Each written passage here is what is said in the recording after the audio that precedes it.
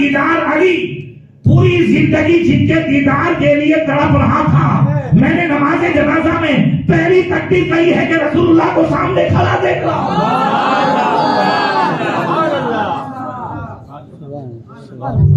میں رسول اللہ کو سامنے کھڑا دیکھ رہا ہوں. اور تاب نہیں لا سکا. ابھی آپ پڑھ رہے تھے نا, انہیں نہ دیکھا تو کس کام کی ہے یہ آنکھیں کہ دیکھنے کی ہے ساری باہر آنکھوں میں. کچھ ایسا کر دے میرے کردگار آنکھوں میں, ہمیشہ نقش رہے ہوئے یار آنکھوں میں. پھر اس کے بعد قبر میں رکھا گیا. قبر میں جیسے ہی رکھا گیا, ڈاکٹر اقبال سب سے آخر میں نکلے. مگر نکلتے نکلتے ڈاکٹر اقبال نے پھر ایک مرتبہ کفن ہٹایا اور پھر ان کے کان میں کچھ کہا. پتہ نہیں جواب کیا ملا جب ڈاکٹر اقبال جلدی سے چھلانگ لگا کر کے باہر آئے اور کہنے لگے جلدی کرو مٹی ڈالو جلدی کرو. اور پسینہ پسینہ کانپ رہے ہیں. لوگوں نے بعد میں پوچھا ڈاکٹر اقبال سے کہ کیا ہوا تھا, آپ نے کیا کہا, وہ اتنے جلدی نکلے پسینے پسینہ ہو گئے. کہا میں نے نکلتے نکلتے بھی غازی المدین سے کہا دیکھو میں نے اپنا وعدہ پورا کیا ہے, شاندار طریقے سے تمہاری تقسیم ہوئی ہے, اب تم اپنا وعدہ یاد رکھنا, رسول اللہ کی بارگاہ میں میرا سلام کہنا. تو غازی المدین نے کہا ارے اقبال نکلو تو صحیح, رسول اللہ تمہارا انتظار کر رہا ہے.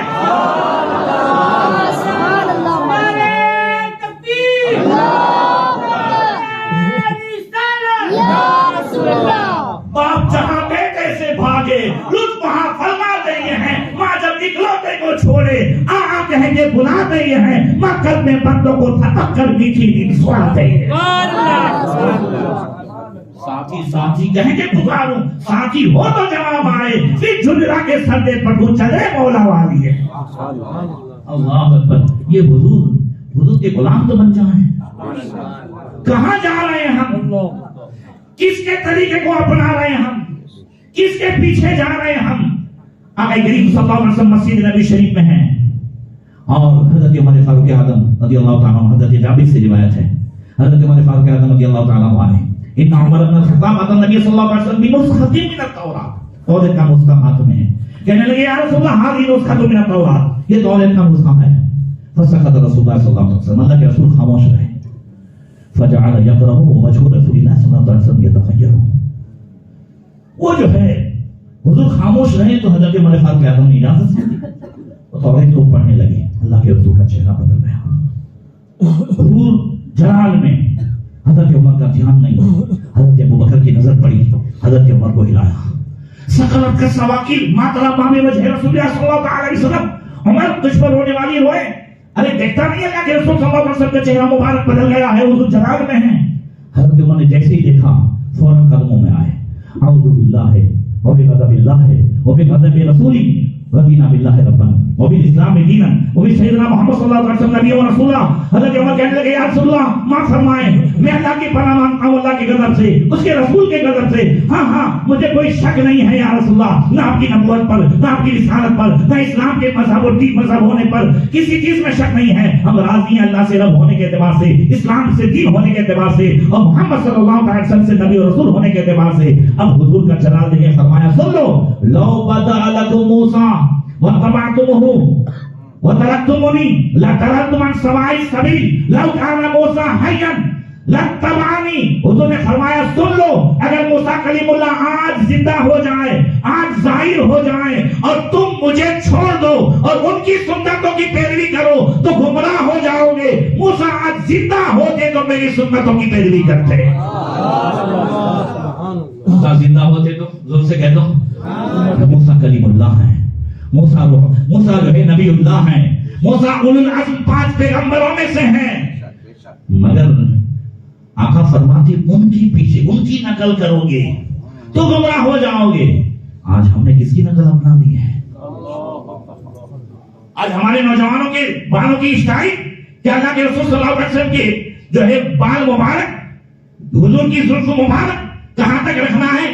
کیا بال کے تعلق سے حضور کی سنت یہ ہماری رہنمائی نہیں کر رہی ہے؟ لباس میں ہم نے ادھر پھٹا ہوا ادھر پھٹا ہوا, یاد رکھیے آج بھی اگر ہم حضور کی سنتوں پر عمل نہیں کریں گے اور حضور کے بتائے راستے پر نہیں چلیں گے ابھی بھی وقت ہے ورنہ مارے جائیں گے. پھر کرنا چاہیں گے تو بھی نہیں کر سکیں گے. جیسے ہم نے مسجدوں میں حاضری نہیں دی اور لاک ڈاؤن میں پڑھنا چاہا تو پڑھنے کو نہیں ملا. بولو صحیح ہے. آج ایک ایک چیز پہ پابندی لگ رہی ہے کہ نہیں لگ رہی ہے. اب یہ حجاب کو لے لیں تو پہلے اپنی بچیوں کو اپنی عورتوں کو سمجھائیں حجاب خالی اسکول تک ہی میں لمٹ نہیں ہے. شادی بیاہ میں بھی حجاب کا مسئلہ ہے اور مزاروں پر بھی حجاب کا مسئلہ ہے. صحیح ہے. جس بچی نے آواز بلند کی ہے اس نے آج بھی غیروں کو یہ پیغام دیا ہے کہ آج بھی مسلمان بچیوں میں اور مسلمان بچوں میں کربلا کا پیغام زندہ ہے. آج بھی سیدہ زینب کا پیغام زندہ ہے. اس نے تو یہ پیغام دیا ہے مگر ہم اپنی بچیوں کو بتائیں ہم اپنی بیٹیوں کو بتائیں کہ پردہ تمہارے لیے قید نہیں ہے. پردہ اللہ کی نعمت ہے. پردہ تمہاری عزت کی حفاظت کا ذریعہ ہے. جو قیمتی چیز ہوتی ہے وہی پردے میں چھپائی جاتی ہے. سیلوکر کی مسجد اللہ کا گھر ہے غلاف نہیں ہے. شاہجہانی مسجد اللہ کا گھر ہے غلاف نہیں ہے. مگر کعبہ اللہ کا گھر ہے خاص ہے تو غلاف ہے. بولو ہے کہ نہیں زور سے کہہ دو. بڑی بڑی قیمتی کتابیں لکھی جاتی ہیں کسی پر جزدان و غلاف نہیں ہے. قرآن پہ غلاف ہے. قبرستان میں اتنی قبریں ہیں سب کرنا پڑھنے والے اور نماز پڑھنے والوں کی ہیں. ہر قبر پہ چادر نہیں ہے کسی قبر پہ چادر ہے. یہ بھی کلمہ پڑھنے والا یہ بھی کلمہ پڑھنے والا مگر بتایا جا رہا ہے دونوں برابر نہیں ہے. یہ عام ہے اور یہ خاص ہے. بازاروں میں سینکڑوں ہزاروں عورتیں گھومتی ہیں مگر پردہ فرق بتا رہا ہے کہ سب کا اسٹیٹس سب کی اوقات ایک نہیں ہے. جو نظروں سے چوٹیاں جاتی ہیں یہ عام عورتیں ہیں اور جن سے نظر کی حفاظت ہو جاتی ہے یہ خاص. یہ ساری چیزیں کہاں ملیں گی؟ یہ مدرسوں میں ملیں گی. یہ نبی کی سنت کے طریقے کہاں ملیں گے؟ یہ مدرسوں میں ملیں گے. صحیح پیسہ خرچ کرنے کا انداز کہاں ملے گا؟ یہ علم کی وجہ سے ملے گا. ذرا زور سے کہہ دو. سے ملے گا علم کی وجہ سے ملے گا. تو پھر فرمایا نبی کریم صلی اللہ علیہ وسلم نے کہ اس کے پاس علم نہ ہونے کی وجہ سے مال کو ادھر ادھر خرچ کرے گا. اور چوتھا فرمایا عبد لم يرزق الله مالا ولا علما وهو يقول لو ان لي مالا فعملت بعمل فلان فوزرهما سواء. حضور نے فرمایا چوتھا ایسا آدمی جس کے پاس علم بھی نہیں ہے مال بھی نہیں ہے نوکری بھی نہیں ہے نہ پان کے گلے پہ 24 گھنٹہ بیٹھا رہتا ہے. اس میں جو سیدھو گھر میں کوئی ڈی جے باجے کی آواز سنی کہاں ہے شادی وہ اپنے عبداللہ بھائی کنجوس ہے. پیسہ جو میرے پاس ہوتا نا داڑھی تک نے سپاسی تک آواز جائے ایسا جو ہے ڈی جے لاتا. نبی فرماتے لایا نہیں ہے مگر دونوں کو پڑے گی برابر.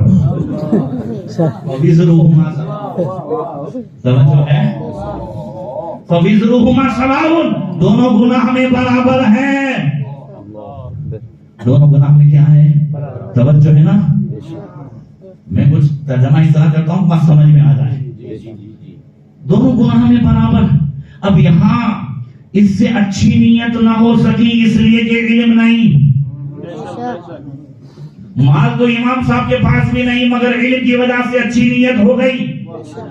مگر اس کے پاس مال تو نہیں مگر علم بھی نہیں تو اچھی نیت بھی نہیں کر سکا. سارا مدار تو نیت ہی پہ تو ہے. اس وجہ سے مال سے بھی زیادہ علم ضروری ہے. آج ساری کوششیں ہماری مال پر ہے مگر سید السادات مولائے کائنات ذرا زور سے کہتے ہیں باب مدینۃ العلم حضرت علی فرماتے ہیں العلم افضل من المال بسبعۃ اوجہ. حضرت علی فرماتے ہیں علم مال سے 7 وجہ سے زیادہ افضل اور بہتر ہے. کون فرما رہے ہیں؟ زور سے بولو. جو باب مدینہ علم ہے. علم کی حضور فرماتے ہیں انا مدینہ العلم وعلی بابا. میں علم شہر ہوں، علی اس کے دروازے ہیں. مگر کوئی بھی عمارت صرف دروازے سے قائم نہیں ہوتی. پوری حدیث یوں ہے انا مدینہ العلم و ابو بکر اساسها عمر حیطانها عثمان سقفها علی بابها. میں علم کا شہر ہوں، ابو بکر اس کی بنیاد ہے. توجہ، ابو بکر اس کی کسی بھی عمارت میں سب سے پہلے بنیاد. وہ عمر حیطانها، عمر اس کی دیوار ہے. دوسرے نمبر پہ کیا چلا جاتا ہے؟ دیوار. دوسرے نمبر کے خلیفہ عمر. ذرا زور سے بول دو. وہ عثمان سقفها. جب ہو جائے تو اس کے بعد تیسرے نمبر پہ کیا ہے؟ چھت پڑتی ہے. وہ علی بابها. علی کو دروازہ بنایا. وہ کہا اب اس دروازے کے بغیر علم کے شہر میں انٹری نہیں. اسی لیے علماء بھی علی کے محتاج ہیں اور اولیاء بھی علی کے محتاج ہیں. علم طریقت بھی علی سے ملے، علم شریعت بھی علی سے ملے. دروازے ہی سے اندر سے آنا ہے. ذرا زور سے کہہ دو. وہ علی جو کہتے ہیں علمنی رسول اللہ صلی اللہ علیہ وسلم الف بابی یفتح کل باب الی الف باب. حضرت علی فرماتے ہیں نبی نے مجھے 1000 علم کے دروازے سکھائے. ایسے 1000 دروازے کہ ان میں کا ہر دروازہ ایسا جس میں 1000 دروازے کھلتے ہیں. وہ علی ذرا زور سے کہہ دو. جب خارجیوں سے جنگ کرنے جا رہے تھے نا، کیا کرنے جا رہے تھے؟ خارجیوں سے جنگ کرنے جا رہے تھے. تو یہ خارجی وہی تھے جس نے سب سے پہلے حضرت علی پر شرک کا فتویٰ لگایا تھا. سب سے پہلے کسی پر شرک کا فتویٰ لگایا تو حضرت علی پہ. 25,000 الگ ہو گئے تھے. بعد میں سمجھایا حضرت عبداللہ ابن عباس نے قرآن کا صحیح مفہوم سمجھایا تو 20,000 نے توبہ کی اور 5,000 رہ گئے. تفصیل کبھی بتاؤں گا انشاءاللہ تعالیٰ کہ بھی موقع ملا تو اس 5,000 سے جنگ کرنے کے لیے جا رہے تھے نیامین کی طرف. تو راستے میں گرجا گھر پڑا. حضرت علی نے کچھ پڑھاؤ کیا تھا. پادری نے دیکھا، کہا تمہارا کوئی امیر ہے؟ کہاں ہے؟ حضرت علی سامنے آئے. کہا یہ کون سا لشکر ہے؟ کہا یہ اسلامی لشکر ہے. اس نے کہا آپ آگے مت پڑھو، آپ کا ستارہ گردش میں ہے. اب مسلمان لڑنے جائیں گے تو ہاریں گے. ابھی وقت نہیں ہے، میں دیکھ رہا ہوں مسلمانوں کا ستارہ گردش میں. حضرت علی فرمایا اچھا آپ کو تو ستاروں کا علم ہے، آسمان کا علم رکھتے ہو. کہاں؟ کہا ابھی اسلام کا ستارہ کس پوزیشن میں ہے؟ تو کہتا ہے نام پہلی مرتبہ سن رہا ہوں. فرمایا اسلام کا ستارہ ابھی کہاں ہے؟ کہتا ہے یہ بھی نہیں معلوم ہے. اچھا آسمانوں کا علم، اب زمین کا ہے؟ زمین کا علم کہا بالکل جانتا ہوں. اب تمہارے پاؤں کے نیچے کیا ہے؟ بولے مٹی. حضرت علی فرمایا نہیں، تیرے پاؤں کے نیچے کھدائی کر ایک برتن ہے اور اس میں اتنی جو ہے سونے کی اشرفیاں ہیں، سونے کے سکے ہیں اس میں. بولے تم کو کس نے بتایا؟ کہا مجھے میرے نبی نے بتایا. مجھے میرے نبی نے بتایا تھا علی جب خارجیوں سے جنگ کرنے جاؤ گے تو ایک پادری روکے گا، رکنا نہیں. علی ڈرائے گا، ڈرنا نہیں. علی جو ہے وہ کہے گا کہ تمہیں ہار ہوگی نہیں. علی دشمنوں کے لشکر میں سے 5,000 میں سے 10 سے زیادہ بچیں گے نہیں اور تمہارے لشکر میں سے 10 سے زیادہ شہید نہیں ہوں گے. یہ علم ہے، ذرا زور سے کہہ دو. اس پادری نے کھدائی کروائی تو اس میں سے برتن نکلا، سکے نکلے. روکنے آیا تھا، کلمہ پڑھ کر کے خود لشکر میں شامل ہو گیا.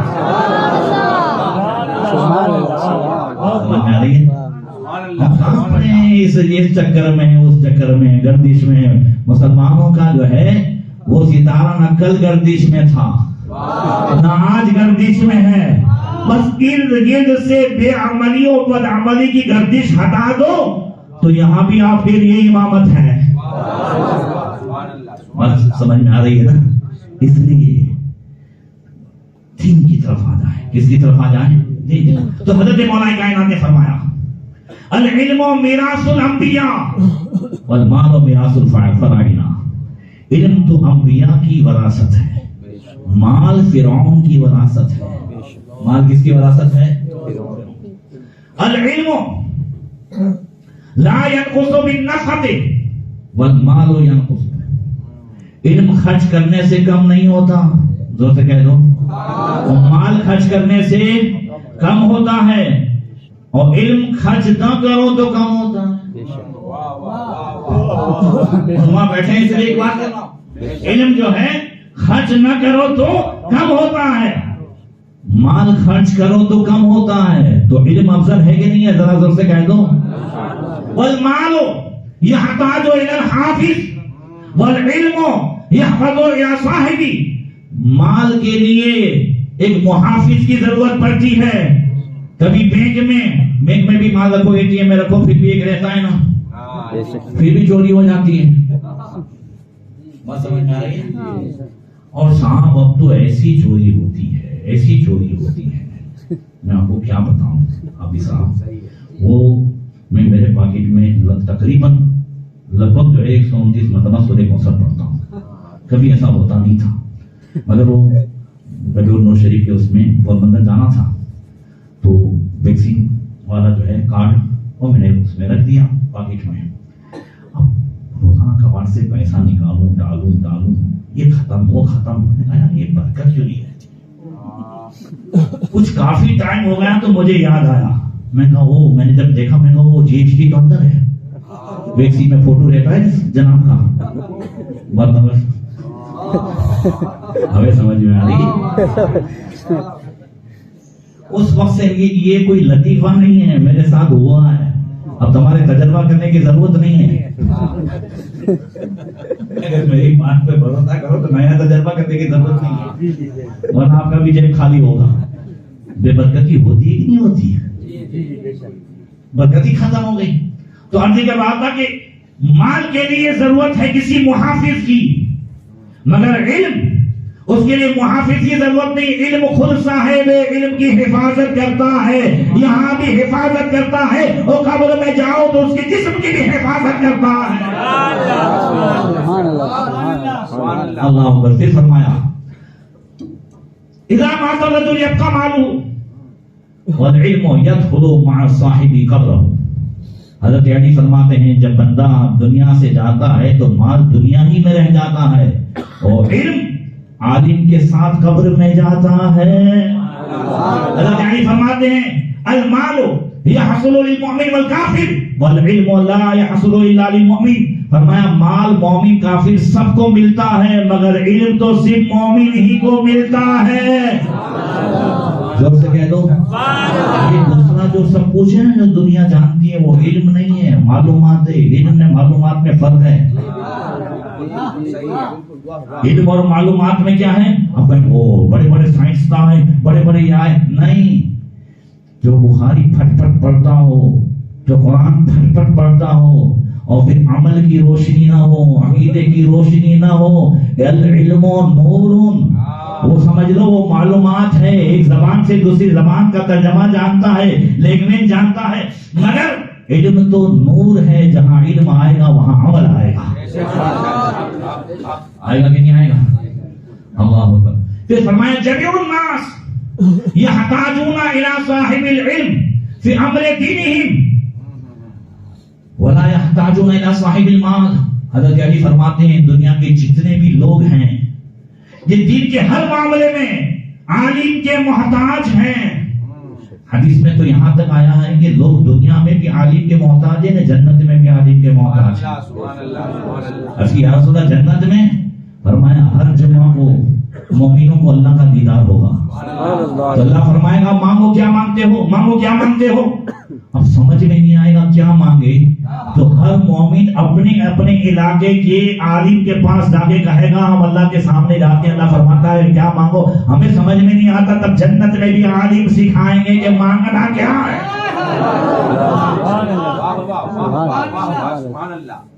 تو سارے دین کے معاملات میں عالم کے محتاج ہیں، مالدار کے محتاج. ذرا زور سے کہہ دو. اور پھر فرمایا ہاں علم کس طریقے سے افضل ہے.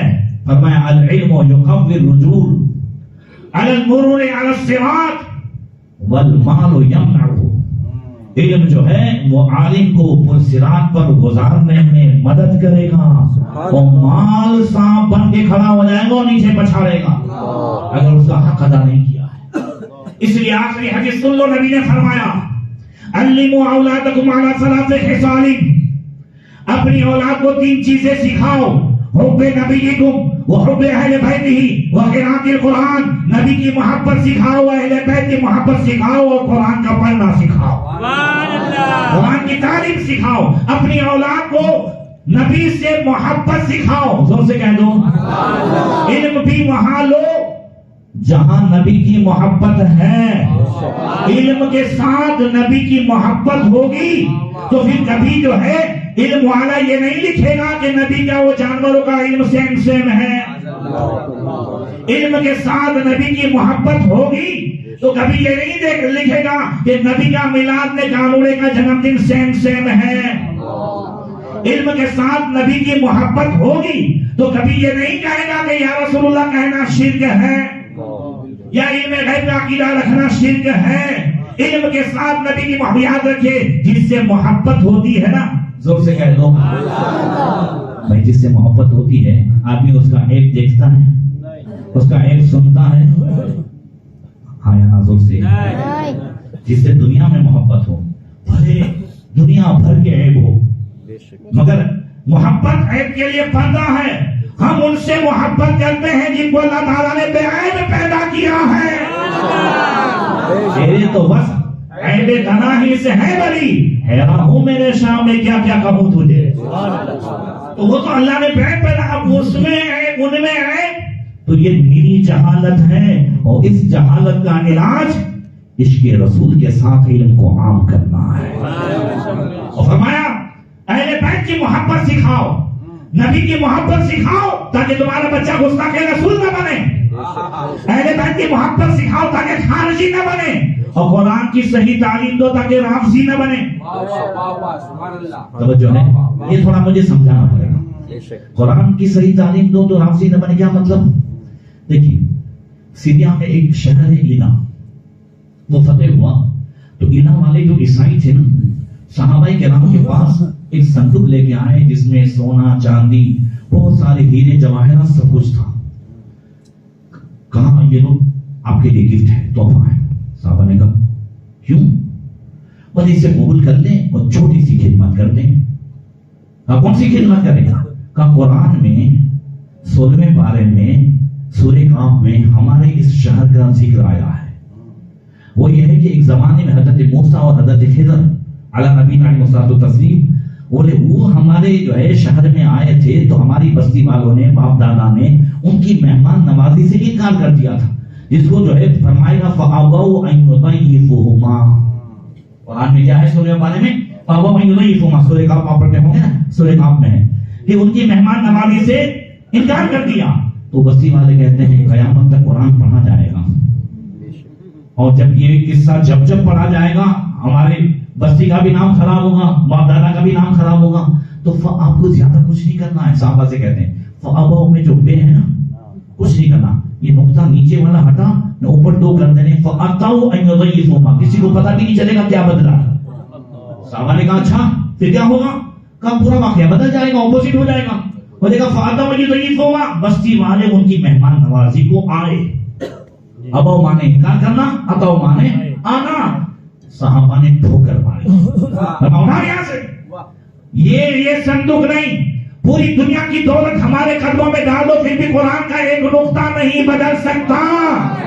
تو جو صحابہ قرآن کا ایک نقطہ نہ بدلنے دے، کیا وہ 10 پارے چھپائیں گے؟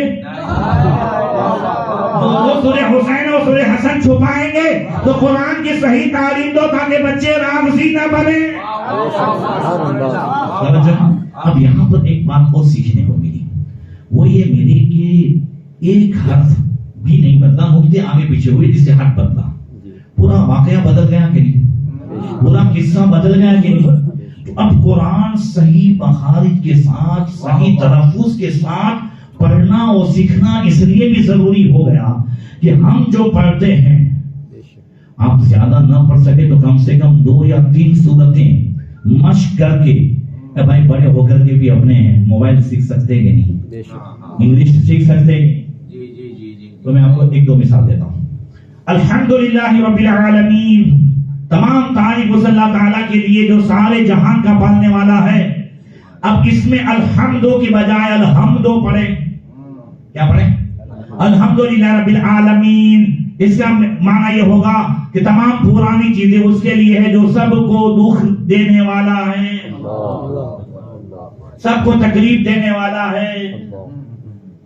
قل هو اللہ احد, جس کا ترجمہ یہ ہوتا ہے اے محبوب آپ فرمائیں وہ اللہ ایک ہے. اس میں قل هو اللہ احد ہے. اب اس کو ہم پڑھیں قل هو اللہ احد. قل جب کل پڑھیں گے تو ہوگا کہ محبوب کھا جاؤ. توجہ ہے نا. تو ضروری ہو گیا نا کہ کم سے کم 2-3 سورتیں تو اپنے امام صاحب سے صحیح کریں. تو یہ مدرسہ خالی دن میں نہیں کھلنا چاہیے. توجہ ہے. اب رات میں بھی کھلے, رات میں بھی مدرسے بالغاہ ہوں, رات میں بھی امام صاحب کے پاس پڑھنے کے لیے آئیں. ارے جب ایک دادا پوترے سے موبائل سیکھ سکتا ہے, ایک نانا نواسے سے موبائل سیکھ سکتا ہے, تو ایک مقتدی اپنے امام سے قرآن کیوں نہیں سیکھ سکتا؟ اس لیے اس مدرسے کا فائدہ اٹھائیں. مدرسے گلشن بغداد, تو یہ خالی نام نہ رہے. اب آئندہ میرا ہو جب آنا ہو تو اس گلشن کی مہک